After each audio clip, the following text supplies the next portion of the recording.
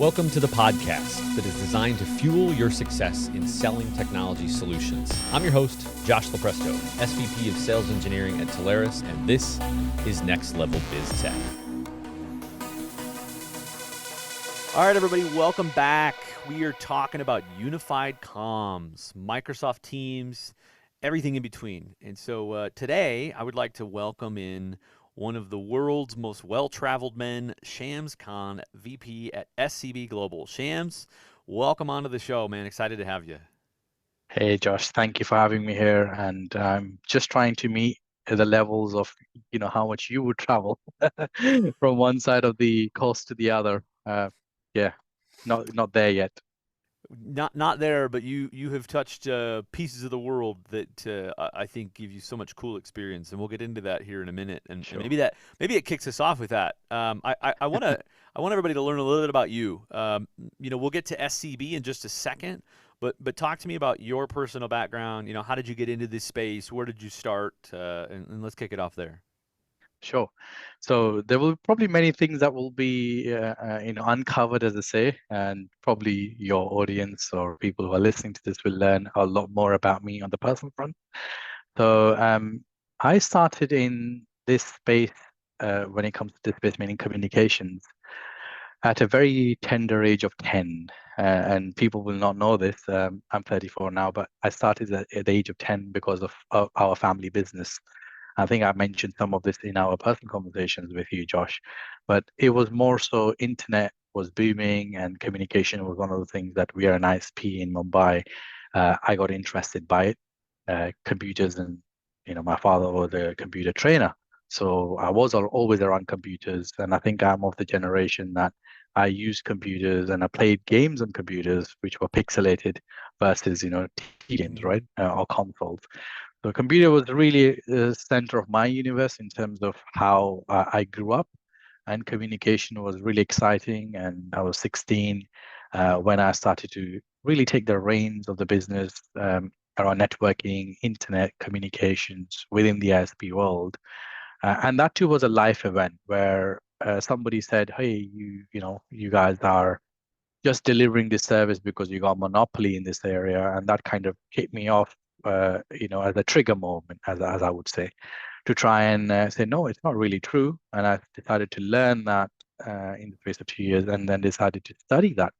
That led me to come to United Kingdom, study at Sheffield Hallam University, doing computer and network engineering as a degree, which is where I came here and I said, I want to study now that I've kind of got a background in understanding. And the idea was to always go into something that will help me in my career path, right? And that's how it started. Now, what got me into cloud is another life event. It was 2009-ish, I would say.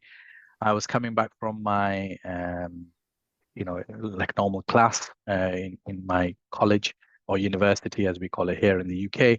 And somebody had broken into our house. I was renting a house with my friends, and they stole my laptop.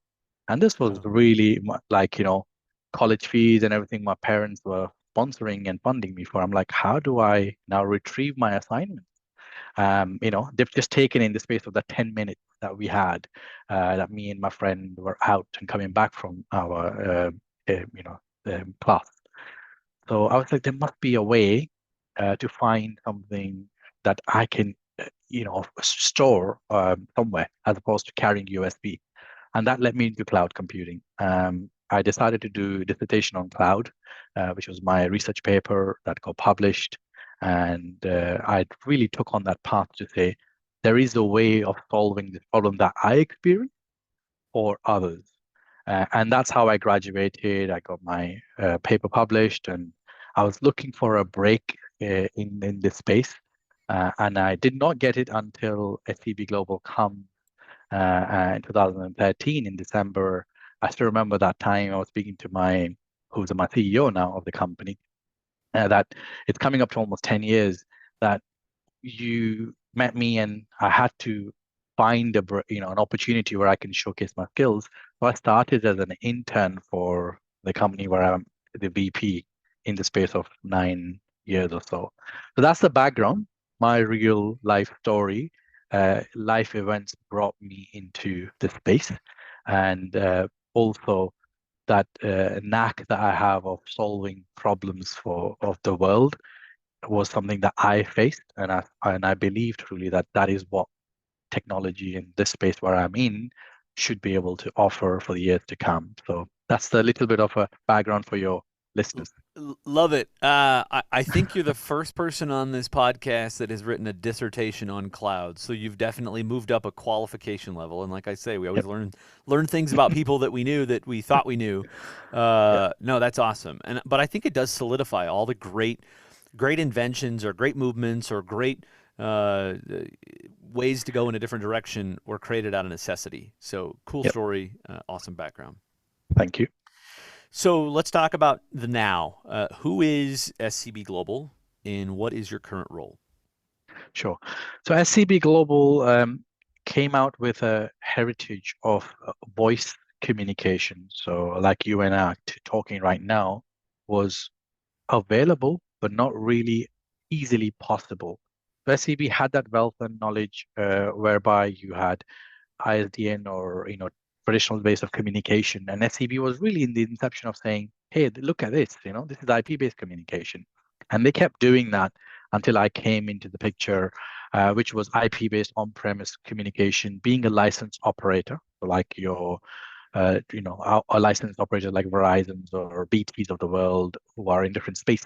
But SCB was very much a boutique, as the name says, global, where we can be that single handshake to provide you the voice communication. The springboard moment came in 2015, and that's where my dissertation story and my experience in India was put together as a business plan. And we discussed this in the board meeting to say SCB really needs to be the springboard to take things in the cloud and uh, really power these platforms. So we started from empowering global business to enabling global business, now to optimizing global businesses, using the wealth of voice uh, licenses that we carry to provide voice communication in exotic locations to easy locations, but also giving the customer a springboard to move into the cloud, pretty much in the Microsoft space that we are champions now. And there is a history there as well, what happened, and we will probably go into that too. My role in the business is really as a VP, go to market, working with tactical and strategic partners to build a UCaaS and CCaaS story for their customers, how we can help them augment, optimize, and unlock the existing investments that they carry quite often, than that, breaking those silos that generally start to occur. And that will naturally, at the end, drive efficiency and cost benefits. Yeah, you guys are, I think, a good example of the evolution of our channel, where 5 to 10 years ago, maybe partners were just traditionally selling, all they had to sell was connectivity and voice, right? You talked about PRIs, TDM, things like that. And that was all it looked like we had access to. But in the meantime, over here, we've got in this parallel universe, we've got Microsoft developing, their licensing products, their Office products. But over here is Link, over here is Skype, over here is Teams and Direct Routing and Operator Connect. And so there are, that for the longest time, there was no way to monetize any of that in our channel. And so we just stood by and hoped it didn't have too much success, right? And I think what you guys have solidified is that there's a lot of value in the Microsoft side of the solution, and there's been a lot of growth and a lot of product maturity in that side of it. And now, thankfully, regardless of what direction the customers want to go, whether they say, "Oh, I want to go this route with a more traditional UC provider that we know," or "I'm going Microsoft," we don't have to any longer say, "Oh, well, sorry, we can't help you with that." So, yeah, you guys, we'll get into some of the product sets here in a second, and some of maybe what's new and what's coming. But you guys, to me, are a really great example of how the channel has molded, how the channel has shifted, and quite honestly, we're thankful to have somebody like you with your level of expertise in the portfolio, because it gives our partners that confidence to go in and say, whatever you want to cover from a voice perspective, anything Microsoft, anywhere that falls under that funnel, we got you covered. Yep. And I think there's another interesting anecdote I wish to share here for the listeners as well. If you see that Microsoft has tried to enter this space time and time again with acquisitions that were billions of dollars, and it's never clicked, but it's always been there, somewhere in that space. And so is the other collaboration companies that are out there as well have tried. What happened here is that when Microsoft Teams came, and I remember this really well, saying to our board members here that 2018, Teams is something that is new, it's different, it was more heavily around collaboration, it was a framework, and that's what we recognized. So the enabling global business, that ethos that I mentioned, was to enable people who are using these platforms. And I remember in 2019, we had an event here in London.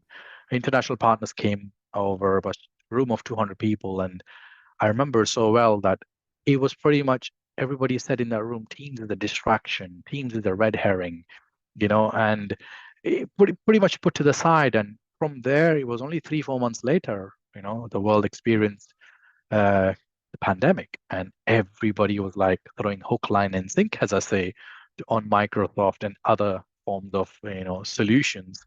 So naturally, there was a wave that came through. We had confusion as well to a lot of companies, a lot of partners in the space as well that needed that clarification and unlearn what they were told. There has been that side of effort that SCB has been putting in because, as I say, they couldn't join the wave. Sorry, they couldn't fight the wave, so they had to join the wave, right? Hmm. So that is another thing that happened that we saw, and it's important, right? Because, as I say, regulations or calamities will bring about either change in behavior or of society, or even innovation, and that's exactly what we have experienced as a society. Yeah, great point. I mean, we knew that Microsoft would get it right. They might not get it perfect, but we knew that they would get it right or more right. They would iterate and they wouldn't waste all of that money. So Yep, yeah, certainly seeing what you're seeing on the sidelines, we're just waiting for them to kind of get it right, but also want to be prepared yep, when they get it right, and everything that happens in between. So yep, good point. So let's talk about what you've seen. You mentioned you're coming up kind of on this 10-year mark, right? I'm kind of yep, interested. You've talked about I know your personality. You've always been hey, let me figure out a way to fix it. Let me figure out a way to help you sell it. yep. What have you seen that has been, or what have you learned that has been the most valuable in these evolutions over the last 5+ years? Um, I feel quite often as SEs or even as people who are selling technology is always I have noticed in my experience that it focuses on the new flashy product or features and functionality and not so much on the adoption. So everybody talks about, yeah, we've got a better product. We do this in the cloud. It's easy, it's simple. But the factor is that the world comes with different people with different levels of knowledge and experience. Adoption has been an area that quite often gets missed, and another area would be because you're working in the space of software as a service now. For everything, there's an app for it, right? You want to order something, there's an app for it. If you want a cleaner, there's an app for it. You want to wash your clothes, there's an app for it. So that's the problem. So there's so many application hopping that occurs, and that obviously leads to a problem that is efficiency enablers were the reason why these apps came about. They became efficiency blockers. So that is another area which I would see the adoption and the efficiency, which kind of leads because of silos that gets created, was sometimes even now it gets missed when people talk hybrid. I was at an event in London last week, and a lot of people were talking hybrid. But then the whole objective of not having hybrid is you don't want to have people causing, two applications or platforms that they wish to run. And if they are, they need to be immersely integrated or have an immersive experience versus, a purely an integration that looks integrated, but it's not really integrated. So those are the three areas of verticals that I feel, uh, despite what's going to happen, if we leave that in the background, then that will cause a problem for, all of us pretty much, right? Yeah. I want to get into evolution I feel like this is a really big topic: evolution and differentiators. So, what I mean by that is, you guys have been able to see and be witness to all the different evolutions that Microsoft has had. But let's talk about evolutions in the sense of how you've matured your products, how you guys have Yep, invested, how you guys see the world in R&D, and then we'll get to the differentiators, the heavy hitter speed dating stuff. But talk to me. You and I talked a lot about where you're traveling, where you're going, the different countries, you're connected at a different level. Let me just put it that way. So I'm gonna prime the pump with that, and then maybe you yep, can tell us about how you guys look at evolving in the future and being ready for what's next. sure. So I think you mentioned, right, Microsoft has evolved, and I have this saying that I learned again going back in my personal space when I was in my placement year with a pharmaceutical company called Eli Lilly. They were going to lose a patent on schizophrenia. And what I found is my line managers were changing. And one thing I experienced, but after that, my laptop getting stolen, if you don't roll with the change, you become part of the change, right? And that is exactly what you are seeing right now with some businesses. They didn't want to roll with the change and they were replaced by someone else. Yeah. Companies have been replaced as well. So evolution absolutely is there. You got to be with time, absolutely. For us as a CB, we have this analogy that we really stick by. We are on that racetrack, of going 200 miles an hour with us, cannot take our foot off the gas, even on the bends, one eye at the front, one eye at the back, but we cannot lose control and we cannot slow down. And that is how we see us as a business, where we are going with this story of communication, right? So all these different islands of communication, collaboration, customer experience that are siloed, we see that the customer is not going to buy telephone system that the way used to buy before. They're going to buy a framework or a platform that is going to give them the ability to do much more than just picking up the phone and making a call, or have somebody in the receptionist take a call on a console, because that person or that technology can and should be available from anywhere, which is the workplace transformation. So that is the area that we feel evolution would be and will be, is the work and place both are being transformed. Everyone's talking about it, the future world of work, but it's more so, what do you enable that future work or world with? Is it plethora of applications, or is it a framework that allows you to meet the demands and needs of all your persona types or user types? And that's where we are going to be really focusing on as a business, using the analogy that I gave. So now to answer your second part of the question is, what is SCB doing? SCB has really seen these big platforms. I mean, look at Gartner Magic Quadrant right now. Microsoft is at the forefront. SCB is really making Microsoft Teams fully capable with all the features, functionalities, and capabilities, because of the framework that Microsoft has facilitated as a gateway for the customer adoption to occur, with all the points that I mentioned, for the persona types, for communication, collaboration, whatever that may be. And that is where SCB is really laser focused in, because we don't see communication as it was before. We call it Comms 4.0, which is the generation after IP-based communication. And that is what we feel will be the next era for businesses. And SCB's focus is going to be really connecting people to people and people to applications in that era. Love it.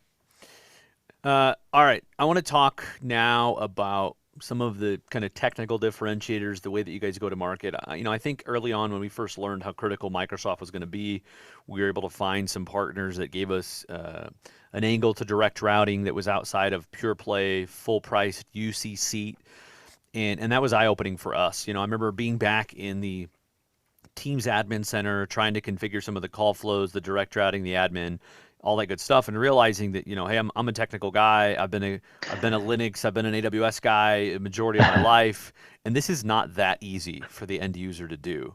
And so the other thing I think when we came across you guys, and maybe this is where we kick this off of differentiators, is I think one of the first times when we talked and heard your Comms 4.0 pitch and saw the 20, 30 plus slides that you have put together of the different ways that you can architect the solution, where the call path goes, where the audio goes, where the data stream goes. It was very eye-opening for us how you guys looked at architecting and the kind of expertise that you had on the back end to build some of these solutions. So if I'm a Solaris partner listening to this, and I find out about SCB Global, and maybe there's a couple other options in the portfolio that maybe I don't understand all the differences. What would you say that? What are a couple of those differences from you to some of your competitors out there? Sure. I think it's important, and I think I would like to ask the viewers or listeners right now to visualize this. It's like a pyramid, right? So really at the base, when you look at any UC offering, there is always going to be a need for you to have a SIP trunking, a provider or partner that powers that platform. The key point for SCB is that that baseline that you see, which is general SIP, which is, as I use an example, there is like everybody, majority of the world at least speaks English or understands English, right? So let's use that as a terminology for SIP trunks or SIP language. That's the general language any IP-based systems will understand, be it intercom, be it DECT phone or a paging system, they all will understand that language. So for you to enable the language, you need that layer or that tier. SCB is the license operator in that tier to begin with to power these UCaaS, CCaaS, and CPaaS platforms. That's the first win globally, which a lot of these UCaaS, CCaaS, or other vendors, when you see, they do not carry. I mean, we carry that even in some obscure locations as well. The next layer of that pyramid is Mike. When you look at Microsoft, most of the folks will, again, I'll use an analogy, will bring you to the room, or if you were in a building, say, this is the Microsoft space. You go and figure out where the light switches are, where you can sit, where you can't sit. Is there a, bomb underneath somewhere where you can cause a problem to yourself? They don't show you that. Whereas for us, we are really the champions. We know exactly how to navigate through this challenge and help the customer go through those hoops and hurdles, but more so, also simplify it. So we carry that Microsoft tier. So we are top tier partner for Microsoft, top less than 1% of Microsoft partners in the world. We also manage Microsoft partner, which means we can bring a Microsoft rep on the table if there's an opportunity where we feel that Microsoft can help us swing the deal or help the customer recognize the value we bring. In addition to that, we are also an ESIF program partner, which is End Customer Investment Fund, where Microsoft will sign us a check to help move a customer from any state to Microsoft Teams. Right. And that is, again, a very select or handful of players in this space. So if you're thinking and following me on the pyramid, you will see the license operator status, the system integration and Microsoft expertise status is there. And now adding more layers on top where our SD-WAN SASE can be used for people who are working remotely. Security and compliance can be used inside teams where people haven't even thought about group chats, where there is so much data flowing in and out. How do you secure that?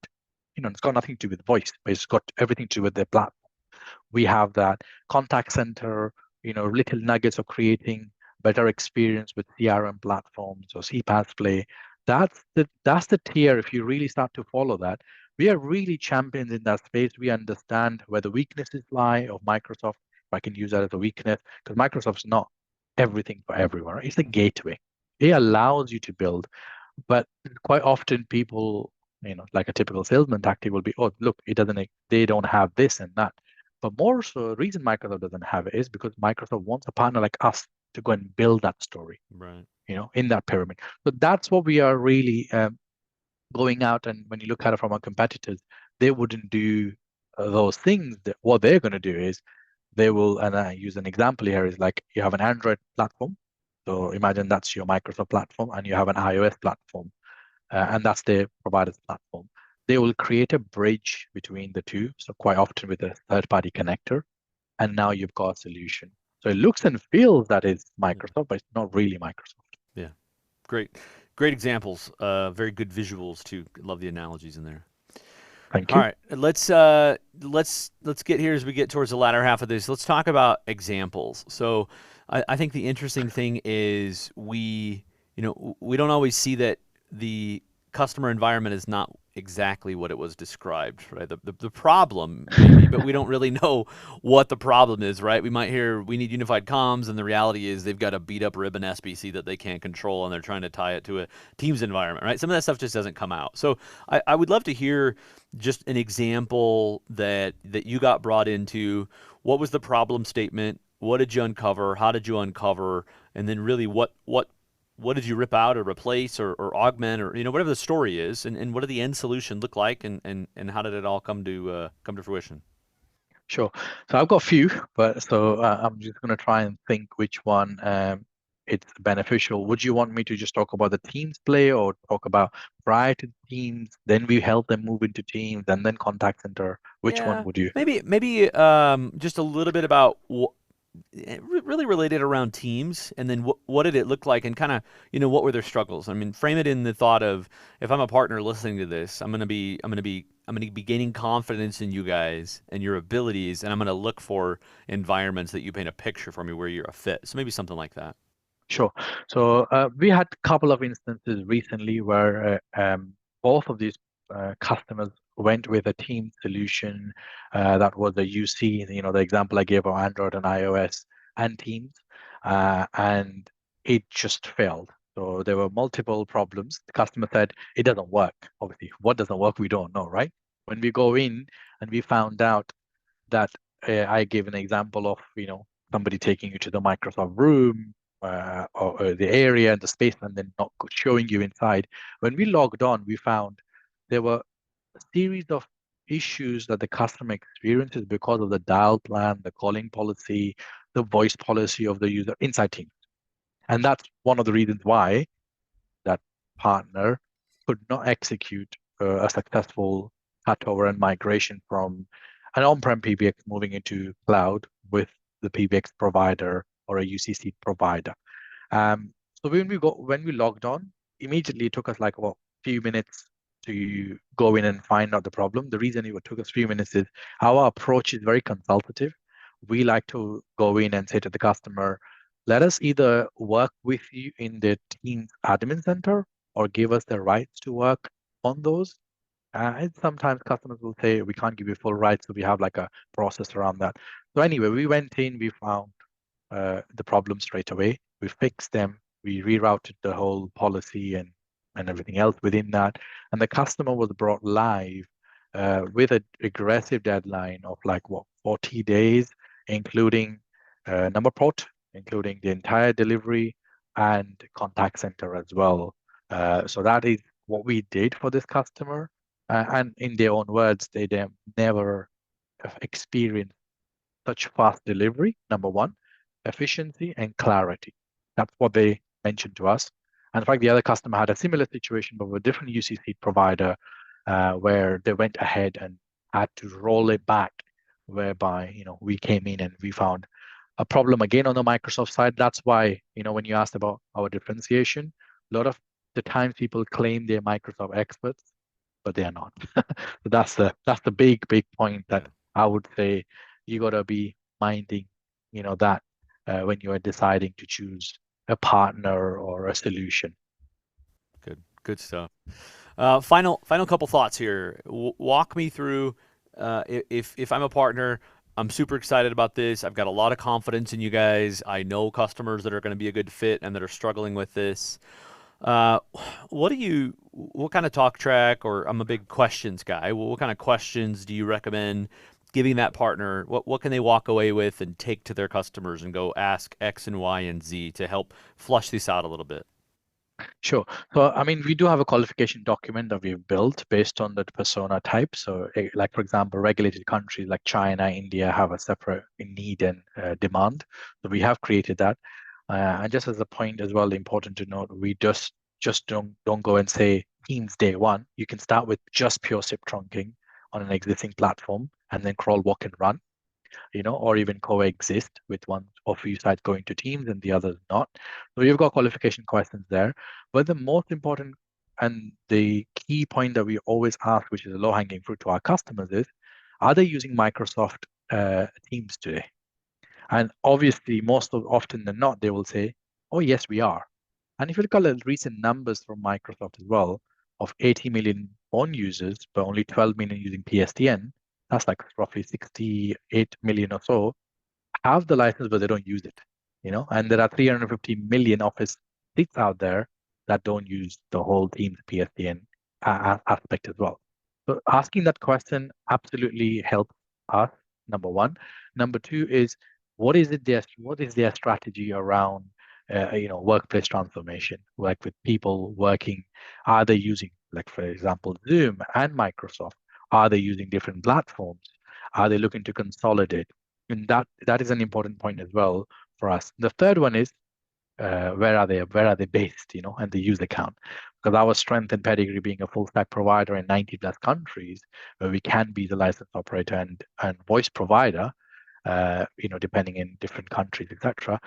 We absolutely can start the journey and get into the account for that partner, even on SIP, for example. Those three variables or angles, if you want, in that time that we have, helps us really and our sales team to help the partner, obviously, and more importantly, the customer, to navigate through that in our consultative approach. Love it. Good stuff. All right. Final thoughts here. So I was watching a couple of these videos, that you get down a rabbit hole of watching this video, and it was a TikTok that had came over to a YouTube short, and it was, I think, at the bull market, the height of the crypto run, and it somehow this kid had been able to surround himself that there was nothing but millionaires walking out of the buildings that he was asking questions at. I don't know however that works out, but anyway, he was asking all these questions. How did you have success? What did you? And he asked this one question to this guy who made his millions in finance and was a little bit into to crypto and Bitcoin. And he said, "What do you think about this coin?" And the guy said, "Listen, kid, it's not about that coin. It's not about whether this one's going to take off or that one's going to take off. You got to have a zoom out mindset." And you got to think and ask yourself, is the world going more digital or less digital over time? And I think we know the answer to that. And so, setting the stage in that context, I'm kind of curious if Shams looks out and SCB Global looks out, where do you see this world going, right? Do you see it going more complex, more detailed, more need? What's your forethought here, just looking out 12 months, 24 months, right? What should partners be aware of and things to look for as they walk in to talk to customers? So I think my take and personally where I see, as I said, if you don't roll with the change, you become part of the change. This is not the end of the cycle, where this market is mature. There will be some more things coming, and this is where I would say to partners that the way people are communicating and collaborating is going to change even more. So bracing yourself with someone who has been on that journey, or at least was at the beginning of the journey, to try and say, yes, this is our plan, versus trying to just sell in a reactive way, then that's something you got to be watching out for, who you partner with. And the second part is that you see that in this space of people where we talked about, collaboration and communication, again, the generation of how accustomed they are, of using some tools and application, that is also going to evolve. So in the pandemic, even the people who never really used a mobile phone to order online, they were forced to order online. So again, that behavior is going to stay. There is going to be that divide of, shall I work from one place or multiple? That is going to happen. But working with a a company that sees that is going to be very, very critical for any of your partners, I feel there is a lot more to happen in this space that is going to evolve and show us direction. And it is only going to be more complex for the one who doesn't want to change, but it will be more simple for the one who understands that this is the next wave that we're going to be hit by. So it is important to, from those people who feel that this is it. It's not. It's a lot more to evolve. Beautiful. Well, my friend, that brings us up to the end here. Shams, I appreciate you coming on and doing this with me, man. It's been fun. Thank you so much, Josh, for having me, and thank you for this opportunity, Delaris. All right, everybody, that wraps us up for this week. VP of SCB Global ShamsCon. I'm your host, Josh Lopresto, SVP of Sales Engineering at Telarus, and this has been the Next Level BizTech podcast. Next Level BizTech has been a production of Telarus Studio 19. Please visit Telarus.com for more information.